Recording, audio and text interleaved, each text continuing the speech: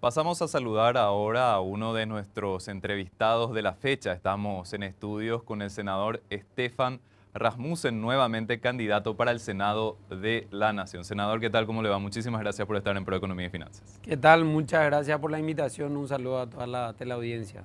Senador, para hacer un recuento en su ya experiencia legislativa, ¿cuáles fueron los principales temas que estuvo impulsando y cuáles son sus propuestas para el siguiente periodo legislativo? Bueno, a mí me tocó trabajar estos 5 años mucho en el tema económico, en el tema de presupuesto. Estuve como miembro de la Comisión Bicameral de Presupuesto General de la Nación los 5 años. Estuve también como miembro de la Comisión de Hacienda y Presupuesto. Estuve como presidente de la Comisión de Cuentas y Control. Y el mayor desafío, o mi mayor desafío fue mejorar la calidad del gasto público, ¿verdad? O sea, que se deje de malgastar el dinero de la gente. Muchas veces cuando uno está ahí en política o en función de gobierno, cree que ese dinero es suyo, digamos, es del legislador, es del político, es del presidente, es del ministro, pero realmente ese dinero es de la ciudadanía, ¿verdad? Ese dinero es de la ciudadanía que paga a través de sus impuestos, que no es fácil pagar impuestos. Esos impuestos a través de una ley obviamente de alguna manera se confiscan a la ciudadanía de parte de la riqueza que genera. Entonces yo trabajé estos 5 años teniendo eso muy en mente, ¿verdad? Decir, bueno, este dinero que tanto le cuesta a la ciudadanía pagar a través de impuestos, tenemos que cuidar y tenemos que transformar ese dinero en mejores servicios públicos de calidad, ¿verdad? Y ahí está en mejorar la educación, en capacitar docentes. Propusimos por ejemplo, ahora que los aumentos salariales de los docentes estén atados a capacitaciones y evaluaciones. Destinamos recursos a medicamentos. También trabajamos para que no hayan contrataciones de personal masivamente, sino que tenga una lógica, haya concurso público de oposición. También trabajamos mucho para que no haya aumentos salariales de manera general, sin evaluaciones.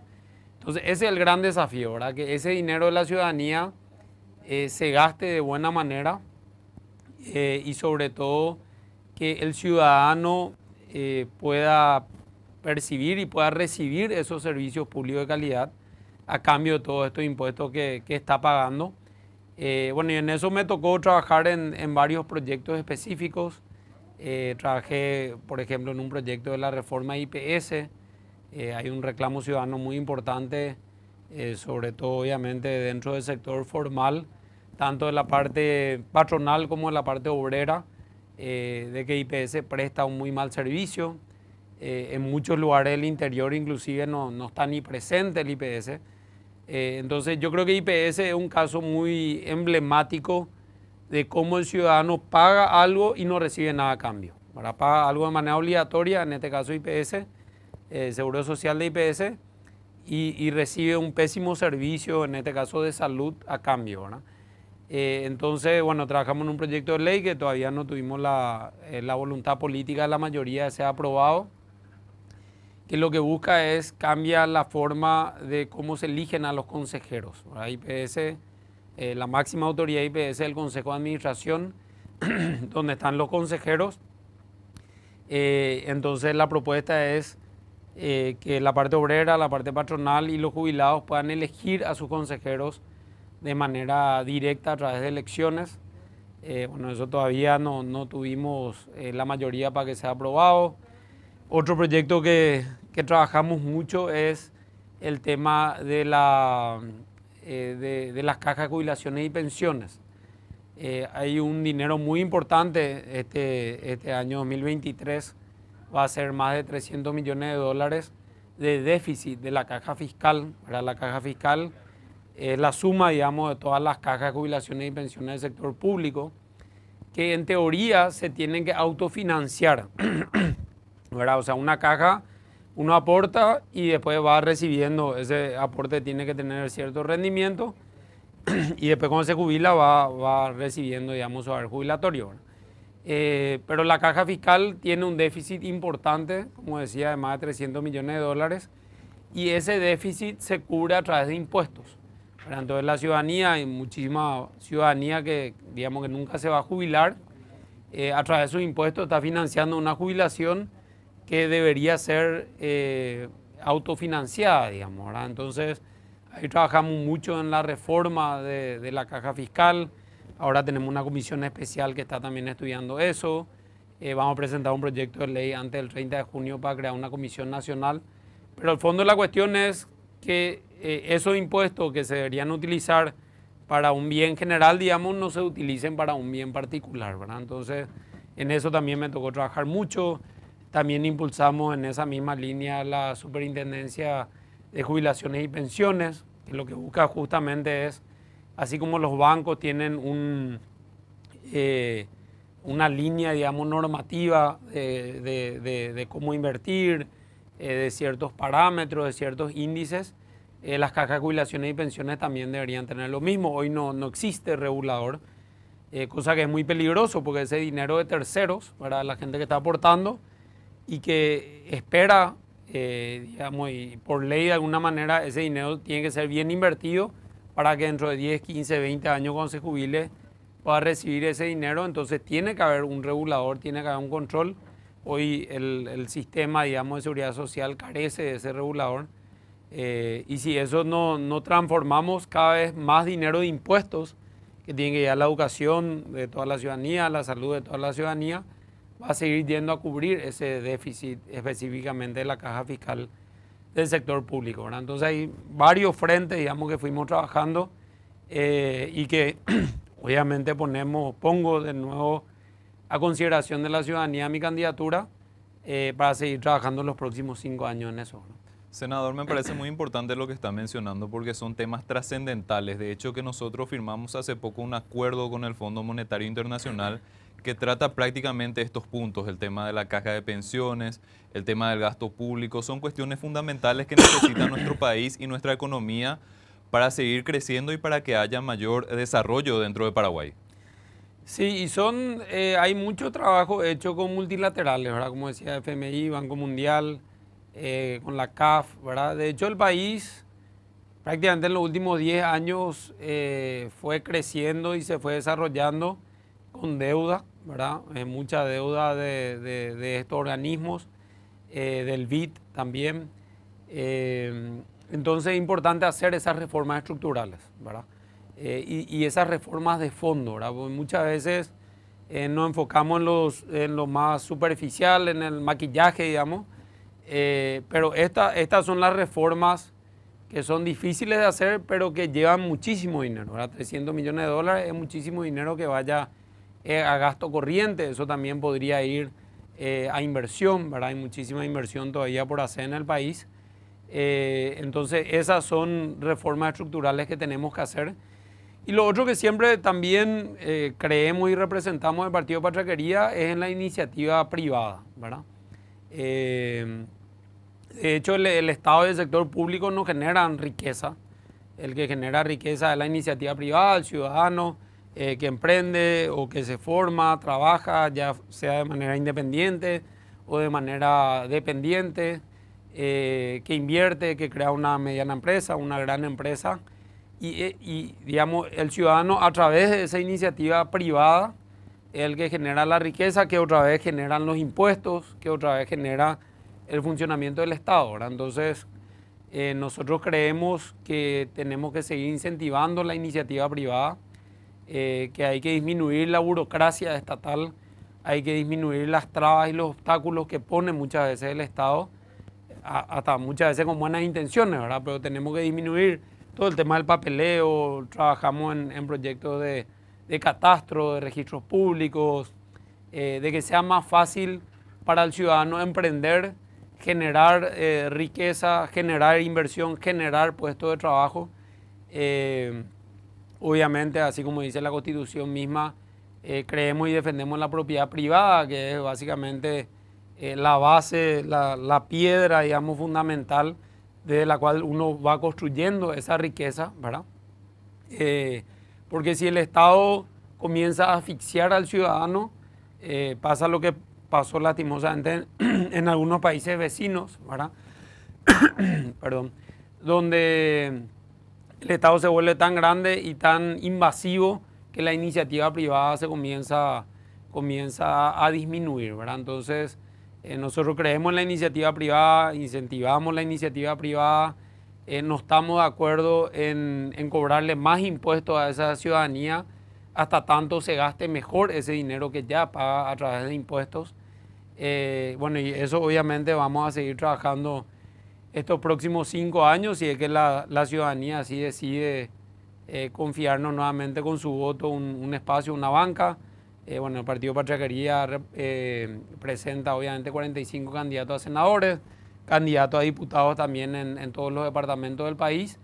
Tenemos excelentes candidatos y esperemos que podamos contar con la confianza de la ciudadanía. Senador, y si hablamos puntualmente del campo, del sector productivo, ¿hay algún tipo de plan o proyecto para impulsar teniendo en cuenta también la importancia de este sector dentro de lo que es la economía nacional? Sí, es fundamental. El sector productivo del campo es fundamental no solamente por lo que genera directamente, sino por lo que genera, digamos, en todas las comunidades donde está, ¿verdad? O sea, uno va hacia el este, hacia Alto Paraná, hacia el sur, bueno, y ya en varias partes del país. Y esa generación del campo se transmite en la despensa, en el supermercado, en el flete, en el que vende materiales, en construcciones, en todo, ¿verdad? Entonces, el campo es fundamental. Al campo, más que incentivarlo, digamos, está teniendo muchos ataques de diferentes sectores políticos, no solamente en Paraguay, sino a nivel mundial. Entonces, la producción del campo hay que defenderla, obviamente, y es la que genera gran parte de la riqueza del país. Tenemos que incentivarla y bueno, hay todavía muchísimo por hacer. Ahora, por ejemplo, estábamos discutiendo este tema de la hidrovía, ¿verdad? La hidrovía es nuestro principal medio de transporte de exportación masivo, ¿verdad? A través bueno, el río Paraguay, Paraná. Y eso, por ejemplo, es fundamental, ¿verdad? De hecho, nosotros acompañamos, todavía no se trató en la Cámara de Senadores, se postergó hace algunas semanas, pero creemos que ese tipo de iniciativas son fundamentales, ¿verdad? Todo lo que es transporte, todo lo que es facilitar el transporte, reducir costos de producción, y de producción significa tener ruta de todo tiempo, ¿verdad? Entonces el campo es fundamental, toda generación de riqueza es fundamental en el país, ¿verdad? Y obviamente el campo es uno de los sectores que más riqueza genera.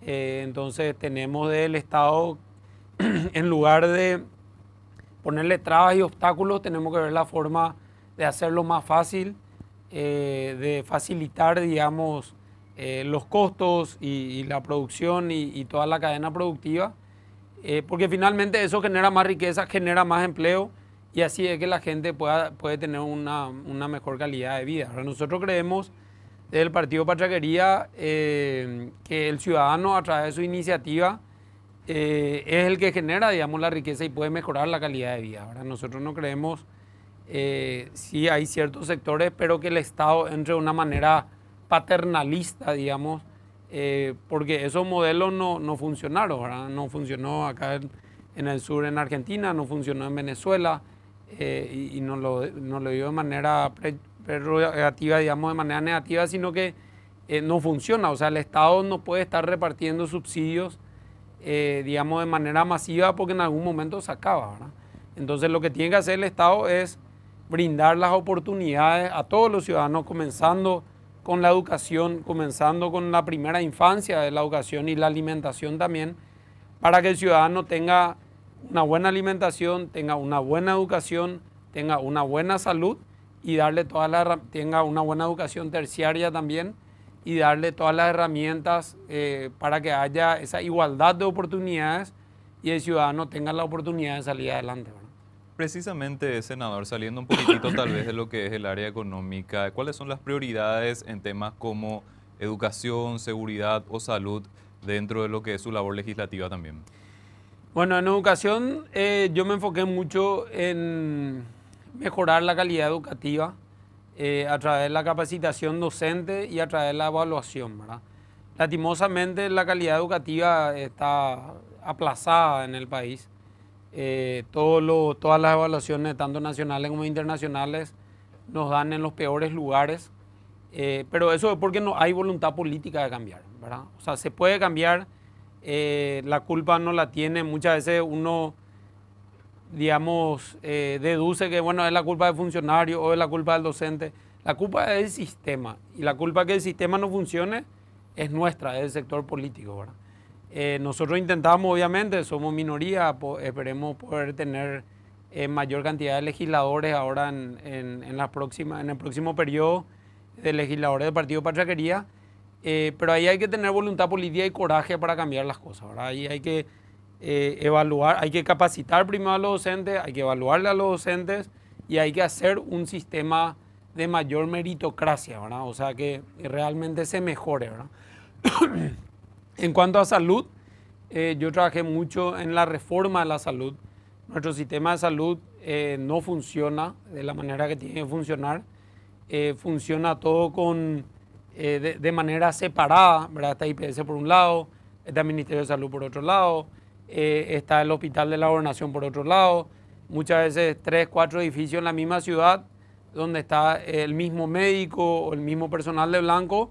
Entonces se duplican esfuerzos, se duplican costos y el servicio no llega a la ciudadanía, ¿verdad? Entonces ahí también tenemos todo el diagnóstico, todas las recetas, todos los planes, pero tampoco hay voluntad política de cambiar, ¿verdad? No hay voluntad política de cambiar porque muchas veces al partido que está en el gobierno no le conviene hacer esa reforma porque crea mucho ruido, entonces le conviene el statu quo, le conviene seguir con la prebenda, ¿verdad? Entonces nosotros creemos que hay que golpear la mesa y hay que hacer esos cambios estructurales dentro de salud. Bueno, y lo otro que es también muy importante, que trabajamos mucho también en este periodo legislativo, es en designar a las mejores personas en cargos importantes, ¿verdad? Pasan por el Senado los ministros de la Corte Suprema de Justicia, pasan los ministros del Tribunal Superior de Justicia Electoral, pasa el fiscal general. Entonces nosotros hicimos un trabajo, digamos, un arduo trabajo en elegir a las mejores personas. Yo creo que tenemos una corte renovada ahora, esperemos que mejore la calidad de justicia, que haya menos impunidad. Al haber menos impunidad, eso obviamente disminuye la corrupción, que haya una mejor fiscalía general también, que persiga, digamos, en nombre de la sociedad a todos por igual los hechos delictivos de ciertos ciudadanos. Y bueno, eso también es muy importante del Senado, fortalecer las instituciones para que las instituciones funcionen mejor y obviamente en la medida que las instituciones funcionen mejor, funciona mejor la democracia y funciona mejor la república, ¿no? Senador, le agradecemos muchísimo su tiempo, que haya participado aquí en Proeconomía y Finanzas y bueno, esperamos contar con su participación nuevamente en este espacio. Muchísimas gracias por la invitación y bueno, le pido a la ciudadanía que vaya a votar el 30 de abril. Tiene la oportunidad de elegir a los gobernantes nacionales, presidentes, senadores, diputados, una vez cada 5 años, ¿verdad? Entonces es muy importante que vayan todos a votar este 30 de abril. Yo pongo a consideración de la ciudadanía mi candidatura. Yo me candidato por el Partido Patriarquería, lista 8, estoy en la opción 3. Más que mis propuestas, pueden ver toda mi gestión a través de internet, de las redes sociales. Y bueno, esperemos poder contar con el apoyo de la ciudadanía y poder servirle 5 años más.